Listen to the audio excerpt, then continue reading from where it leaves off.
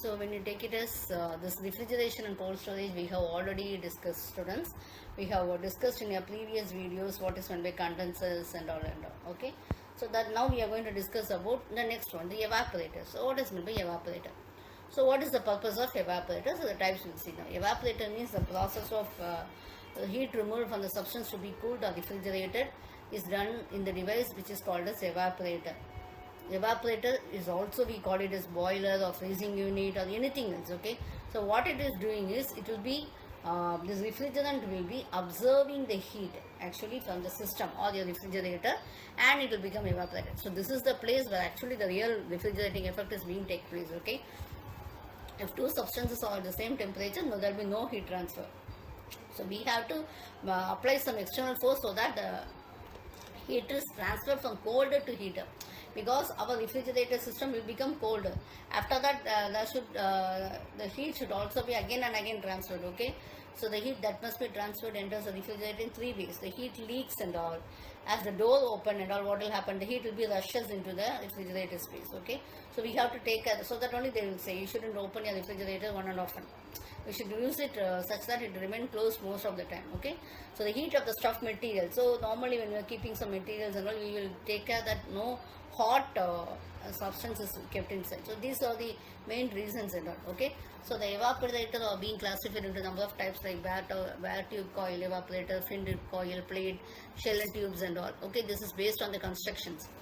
The manner how which the liquid refrigerant is being fed in, we call it as fluid type or dry explosive, and the mode is convection of natural convection or forced convection, and the operating conditions is roasting evaporator and non-roasting evaporators and all. So bare tube evaporator means actually the entire surface of the coil will be in contact with the refrigerant inside. So these type of refrigerator evaporators, we call it as prime surface evaporators. Okay, extensively these are used in household refrigerators because they are easier to keep it very clean. So this is only main type, these models are mainly used. Okay, these are made of steel or otherwise copper.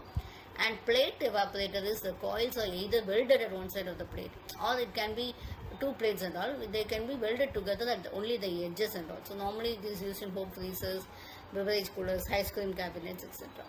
Next one is finned evaporators. Means what happens is, apart from your construction, you have thin metallic plates called fins and all. So actually they will be normally made of aluminium and all. So they will be actually they will be attached with your evaporator tubes and all, along with your bare tubes. So it will increase your heat transfer efficiencies as the surface contact is being increased and all. Okay, so these are normally used in air cooling applications.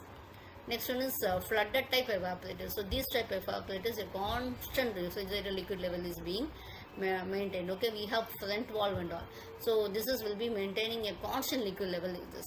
Due to this, what happens? The liquid refrigerant will be vaporizing. As the liquid level, due to this, what happens? The liquid level will be falling, and the float valve will open and admit more liquid. So this will again and again occur. Okay. As a result, the evaporator is always filled with the liquid with the level which has been predetermined, like an automatic system, you can say. So we are having a float apparatus to control the amount of liquid, maintaining the proper level of evaporator. So this model, since we are having a float adjustment and all, so this type of evaporators, we call it as flooded type evaporators. The heat transfer efficiency will be high because the entire surface will be contact with the liquid refrigerant. Okay, so the refrigerant change is large when compared with your dry expansion type. Okay, you can see, please see this. You can see this valve will be operated. Based on this, the liquid flow will vary. So it will sense. So based on this only, based on this valve only, your liquid refrigerant will get inside. Next one is your dry expansion type evaporator.